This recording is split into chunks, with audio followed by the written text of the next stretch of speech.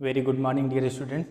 Previous lecture में हमने angle sum property of a triangle के बारे में डिस्कस किया था और वहाँ पे हमने एक थ्योरम 6.7 प्रूव किया था, the sum of three angles of a triangle is 180 degree. अब हम एंगल सम प्रॉपर्टी में ट्रायंगल की प्रॉपर्टी को प्रूव कर चुके हैं।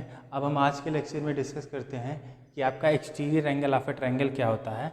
तो ट्रायंगल का जो एक्सटीरियर एंगल होता है वो क्या होता है। तो देखिए स्टार्ट करते हैं exterior angles of a triangle. तो सबसे पहले हम देखते हैं आपका एक्सटीरियर एंगल क्या होता है।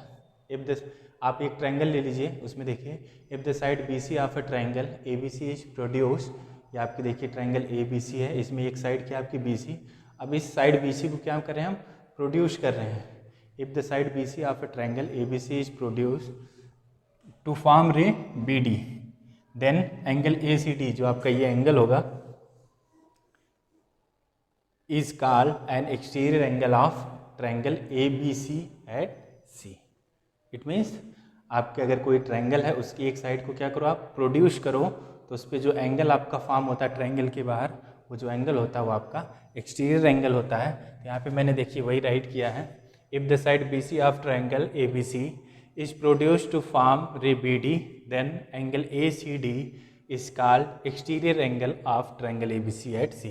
तो ये आपका ट्रायंगल ए बी सी और जो आपका ये एंगल दिख रहा है ना, एंगल ए सी डी, जो आपको एंगल ए सी डी दिख रहा है, यही आपका एंगल ए सी डी आपका क्या है, एक्सटीरियर एंगल। अब इसमें आप नोट देख लीजिए, कुछ पॉइंट्स हैं जो आप समझ लीजिए। इसमें क्या कर रहा है, with respect to exterior angle a c d, आपका एक exterior angle a c d है of triangle A B c at c, the angle a and b are called interior opposite angle. अब देखिए इसी फिगर में देख लीजिए, ये आपका एक्सटीरियर एंगल हो गया, तो जो आपका ये वाला एंगल है और ये वाला एंगल है, इसको हम क्या बोलेंगे, A B are called interior opposite angle. तो आपके इंटीरियर अपोजिट एंगल है। इट मीन्स जो एक्सटीरियर एंगल की प्रॉपर्टी होती है कि आपका जो एक्सटीरियर एंगल होता है वो इंटीरियर अपोजिट एंगल के सम के इक्वल होता है। ये तो इसकी प्रॉपर्टी है, यही अभी हम प्रूव करेंगे। तो अभी के लिए आप देख लीजिए, अगर आपका ये आपका ए सी डी आपका एक्सटीरियर एंगल है, ए और बी कौन से एंगल होंगे आपके, इंटीरियर अपोजिट एंगल्स होंगे। वही फिगर आपका यहाँ भी बनाया गया है। तो देखिए यहाँ पे देखिए ए बी सी आपका एक ट्रायंगल है और आपने बी सी को क्या प्रोड्यूस कर दिया है डी तक, तो आपका देखिए ए सी डी ये जो आपका है ये आपका एक्सटीरियर एंगल फॉर्म हो रहा है, और ये आपके जो एंगल ए और एंगल बी है ये आपकी इंटीरियर अपोजिट एंगल है। ठीक है, again if we produce A C to form ray A. अब मैं क्या कर रहा हूँ, अभी मैंने एक लाइन को प्रोड्यूस किया था, अब एक दूसरी जो लाइन है ए सी, इसको भी मैंने प्रोड्यूस कर दिया कहाँ तक, ई तक। अब मैंने ए सी को कहाँ तक प्रोड्यूस कर दिया, ई तक। देन तो आप देखिए आपका एक और एंगल फॉर्म हो रहा है। जब आपने बी सी को प्रोड्यूस किया था तो आपका ये एंगल फॉर्म हो रहा है एक्सटीरियर, और जब आपने ए सी को प्रोड्यूस कर दिया तो आपका ये एंगल फॉर्म हो रहा है। और ये भी आप देख सकते हैं, ये भी आपका ट्रायंगल ए बी सी का एक्सटीरियर एंगल है, ये वाला भी आपका ट्रायंगल ए बी सी का एक्सटीरियर एंगल ये है। Then angle B C e is also called exterior angle of triangle A B C of c. ठीक है, clearly these two angles that is exterior angle a c d और आपका exterior angle B C e are equal. It means जो आपके दोनों angle होंगे वो क्या होंगे, इक्वल होंगे। और आप देख सकते हैं कि एक पॉइंट पे आप कितने एक्सटीरियर एंगल फॉर्म कर सकते हो, 2, और वो दोनों आपस में क्या होंगे, इक्वल। अगर ये है एक्सटीरियर, ये भी एक्सटीरियर है, तो ये इसकी इक्वल क्यों होगा, ये आप देख रहे हैं ये आपकी दो लाइंस हैं और ये क्या कर रही है, इंटरसेक्ट कर रही हैं, तो आपके वर्टिकली अपोजिट एंगल इक्वल होते हैं। तो यही आपका था नोट नंबर 1 में कि अगर आपने एक लाइन को प्रोड्यूस किया आपका एक्सटीरियर एंगल फॉर्म हुआ, उसी पॉइंट पे अगर आप दूसरी लाइन को भी क्या कर दीजिए, प्रोड्यूस कर दिए, तो आपका एक एक्सटीरियर एंगल और प्रोड्यूस हो जाएगा और वो दोनों एक्सटीरियर एंगल जो होंगे वो आपस में क्या होंगे, इक्वल होंगे। ये था आपका note number 1।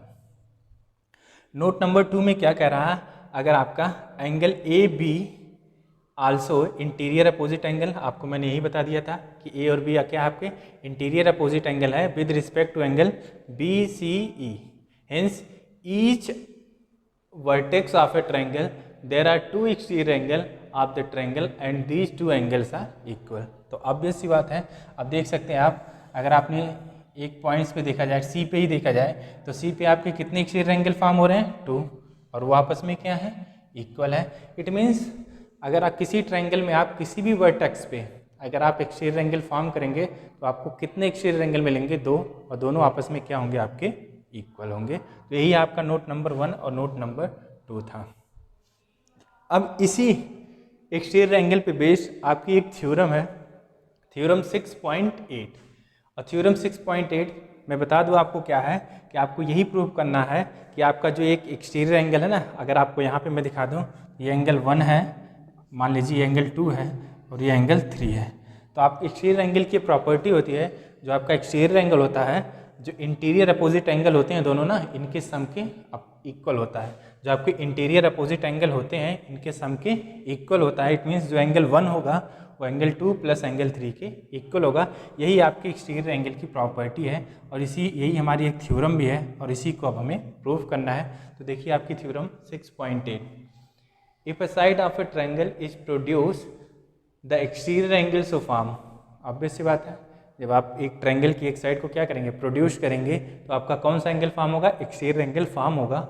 Is equal to the, अब वो किसके इक्वल होगा?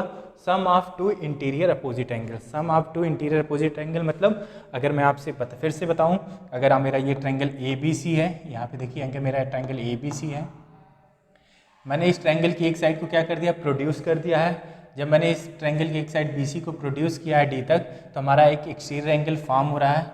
अब ये एक्सटीरियर एंगल जो होता है, ये जो एंगल A है एंगल B है, ये आपके कौन से? इंटीरियर अपोजिट एंगल है। तो ये जो मेरा एक्सटीरियर एंगल होता है वो ये इनटू जो आपकी इंटीरियर अपोजिट एंगल है, इनके सम के इक्वल होता है। यही आपकी थ्योरम है। तो देखिए आपको क्या गिवन है? एक triangle ABC and D is a point on BC produce forming exterior angle 4। क्या कह रहा है? आपको जब भी ये थ्योरम प्रूव करनी होगी तो आपको क्या गिवन है?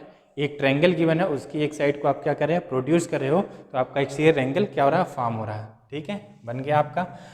अब मैं अगर इसकी नेमिंग कर दूं 1 2 3 4, तो अब हमें इस थ्योरम में क्या प्रूव करना है? जो हमारा एक्सटीरियर एंगल है वो इंटीरियर अपोजिट एंगल के सम के इक्वल होता है। It means angle 4 is equal to angle 1 plus angle 2 मुझे अब प्रूफ करना है। आप वैसे राइट करना चाहें तो angle ACD is equal to angle BAC plus angle ABC, जैसे चाहिए आप वैसे राइट कर लीजिए। ये थोड़ा ऐसे डिनोट करने पे बहुत इजी हो जाता है कहने के लिए। अब देखिए ये हमें प्रूफ करना है।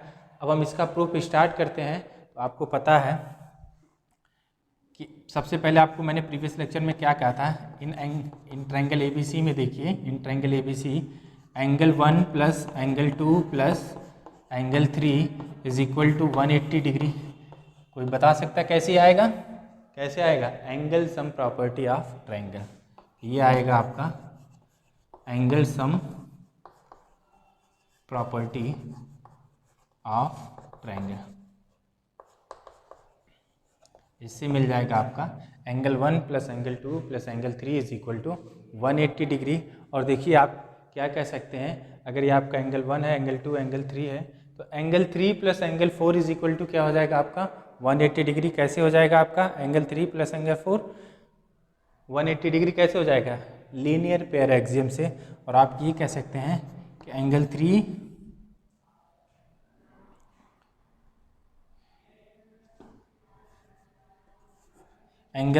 Plus angle 4 is equal to 180 degree. ये हो जाएगा आपका लीनियर पेयर से। एक बार मैं फिर से बता दूं आपको, तो आपको ये गिवन था, तो आपका देखिए फिगर के अकॉर्डिंग आपको क्या प्रूव करना है? एंगल 4 जो है आपका एंगल 1 प्लस एंगल 2 के इक्वल है। इंटीरियर अपोजिट एंगल 1 प्लस 2 है। ठीक है, तो ये देखिए आपको प्रूव करना है angle 4 is equal to angle 1 plus angle 2। अब देखिए अगर ये प्रूव करना है तो देखिए कितना आसान है। आप देखिए angle 1 plus angle 2 plus angle 3 आपको कितना गिवन है? 180 डिग्री। ये आपको पता है एंगल सम प्रॉपर्टी से। और उसके बाद आप ये भी कह सकते हैं कि जो आपका एंगल 3 है प्लस एंगल 4 ये आपका 180 डिग्री होगा। तो इन दोनों इक्वेशन में देखिए आपका LHS जो है RHS जो है इक्वल है, तो LHS भी इक्वल होगा। तो एंगल 1 प्लस फ्रॉम, ये आपकी अगर इक्वेशन 1 है, ये आपकी इक्वेशन 2 है, तो फ्रॉम 1 एंड 2, ये मैं राइट कर दे रहा हूँ 1 और ये आपकी इक्वेशन 2 है। तो देखिए फ्रॉम इक्वेशन 1 एंड 2, आप इक्वेशन 1 और 2 से देखिए तो RHS आपका RHS की क्या है? इक्वल है। तो LHS भी क्या होगा आपका? इक्वल होगा। तो आप राइट कर सकते हैं angle 1 plus angle 2 plus angle 3 is equal to angle 3 plus angle 4।